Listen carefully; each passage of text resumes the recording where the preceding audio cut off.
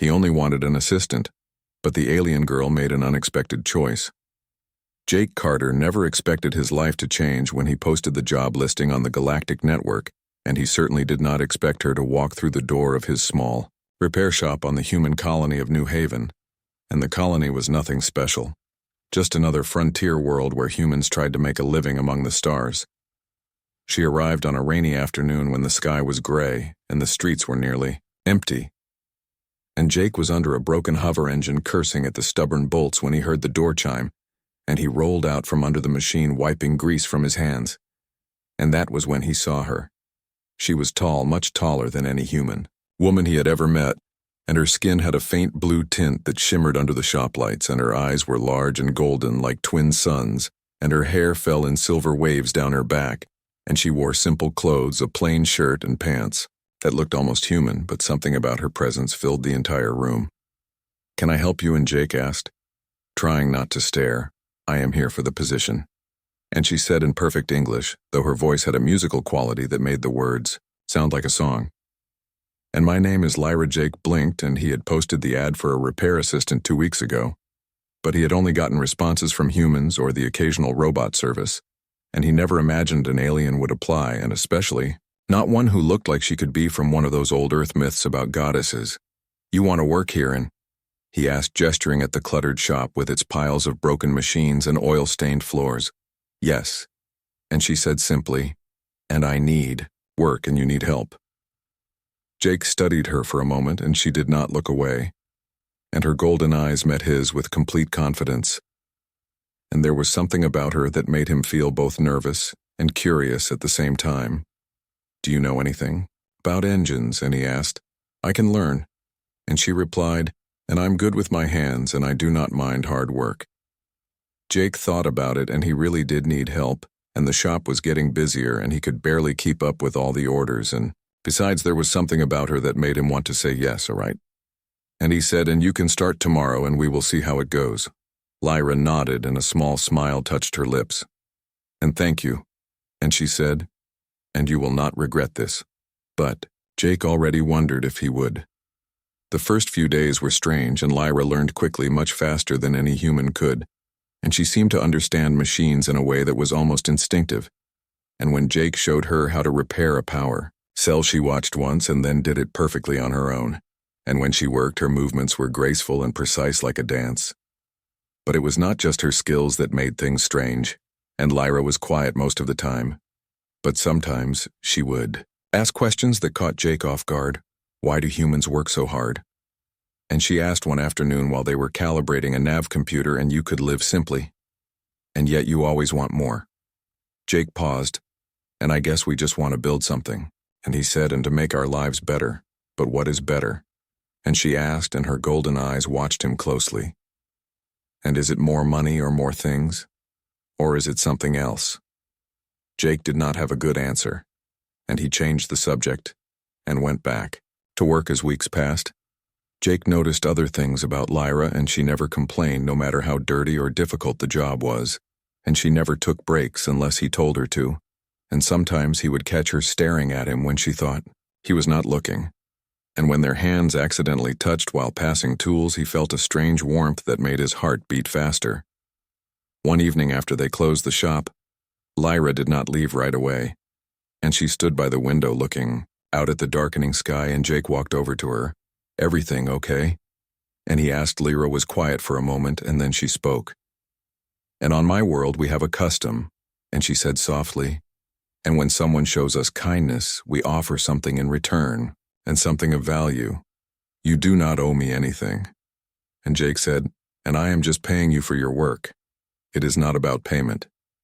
And she said, and she turned to face him, and her expression was serious, "And you gave me a chance when others would not.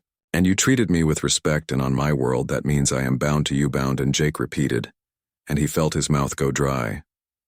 She stepped closer, and her golden eyes locked onto his. "And yes." And she said, "And it is a bond of loyalty and trust, and among my people it is sacred." Jake did not know what to say, and he could feel the heat radiating from her body and smell a faint scent like flowers and rain, and his mind was racing. "Lyra, I appreciate that, And he started to say, "I choose you." And she interrupted, and her voice was firm, and not as an employer but as someone I wish to stay with, and my people mate for life. And when we choose, we do not change our minds.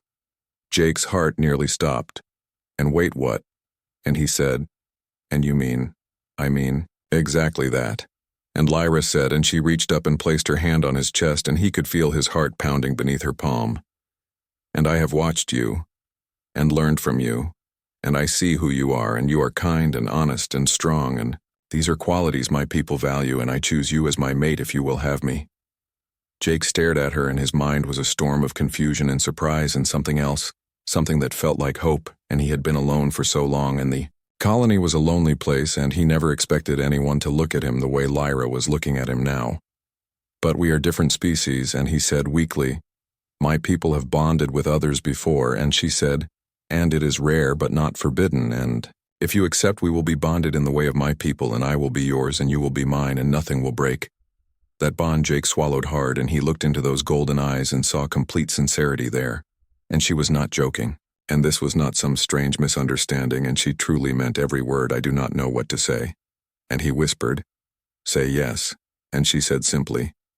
And Jake realized that he wanted to, and despite the strangeness of it all, despite everything that logic told him should make him refuse, he wanted to say yes, and because in the short time he had known her, Lyra had become more than just an assistant, and she had become someone he looked forward to seeing every day, and someone who made the long hours feel shorter, and someone who made him feel less alone. "Yes," and he said, and his voice was barely audible, "and yes, I accept." Lyra's face transformed, and her smile was radiant and brighter than any sun, and she leaned forward and pressed her forehead against his, "And it is done," and she whispered, "And we are bonded." Jake felt a warmth spread through his chest, and it was not just physical, but something deeper, and something that felt right. And he wrapped his arms around her and pulled her close, and she fit against him perfectly. From that moment, everything changed, and Lyra moved into his small apartment above the shop, and they worked side by side during the day, and at night she taught him about her world and her people, and he told her stories about Earth and humanity, and they learned each other in ways that went beyond words. The colony talked, of course, and people whispered when they saw Jake and Lyra together, and some looked at them with curiosity and others with suspicion. But Jake did not care, and Lyra did not care, and they had each other, and that was enough. Months passed, and the shop prospered, and Lyra brought in new customers through her reputation for excellent work, and Jake found himself happier than he had been in years, and every morning he woke up next to her and felt grateful, and every night he fell asleep knowing he was not alone.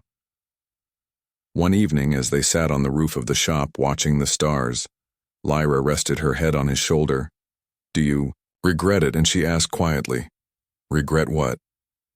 And Jake said, "Choosing me," and she said, "And binding yourself to someone so different." Jake thought about it, and then he smiled, and no. And he said, "And I only regret that. I did not say yes." "Faster." Lyra laughed, and it was a sound like music and good, and she said, "And because I would have waited as long as necessary, I believe you." And Jake said, and he kissed the top of her head. They sat in comfortable silence, and above them the stars burned bright, and Jake thought about how strange life could be. And he had only wanted an assistant and someone to help him with the work. And instead he had found something far more valuable, and he had found someone who chose him, and someone who would stand by him, no matter what, and in the end that was all anyone really needed.